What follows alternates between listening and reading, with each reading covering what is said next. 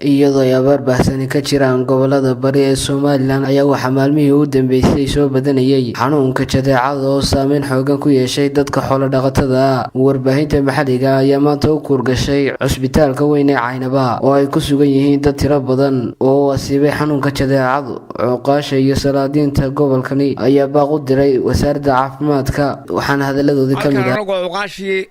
gobolka dad badan oo xanuunsanaya ayaa cusbitaalkan jiifa waa jareeco qufac waxyaabo fara badan xanuun weey dadkuna sidaa horeba loo sheegay oo du abaaraysan yahay wax waliba way u nugul yihiin markaa waxaanu jecelahay dadka cusbitaalka jiifa ee meesha xanuunsanaya waa tii cusbitaal weyn loo sameeyay waa wanaagsan yahay sariiray leeyahay waa jiifaan waan loo soo dadaalo oo loogu soo dadaalo dawadooda iyo daryeelkoodaba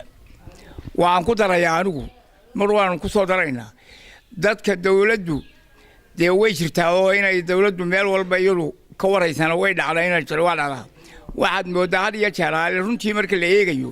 inay xaggan barinka u yar ogaal daran tahay barinjooratigeedana waad moodaa xukuumadda ka hooseysa madaxweyne waxaad moodaa inay u ogaal daran tahay wato marka hore qayr dhalaan baan wadasideynaa oo u nimi dhakhtarkan u nimi qayr dhalaantaas oo ah dhowr iyo 40 qof baa jiifa dhakhtarka waxa weeye jadeeca haysa oof baa haya shuwan baa haya marka wasaaradda caafimaadka Salmaan Ciise iyo wasaaradda caafimaadka madaxda kale caafimaadka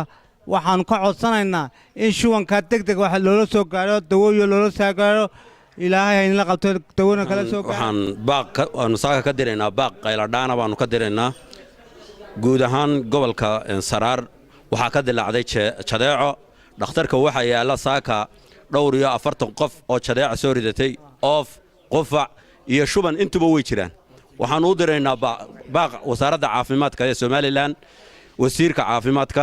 agaasimaha guud wasiiru dawlaha wasiir ku xigeenka dhammaan waxaan ka codsanaynaa wasaaradda caafimaadka inay si degdeg ah ula soo gaarto kale waxaan nooga warbixiyay xaaladda dadkani oo asiibay cudurka jadeecada Dr.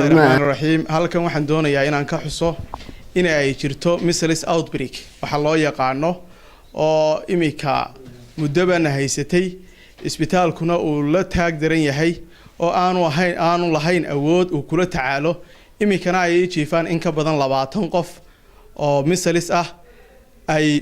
60% aan oran karo waa under 5 ciyaalka ka yar 5 sanadood halka ay ka weyn yihiin dadka waaweynina aad ugu badan tahay oo dadka waaweyna ay aad ugu daran tahay oo aad ugu daran tahay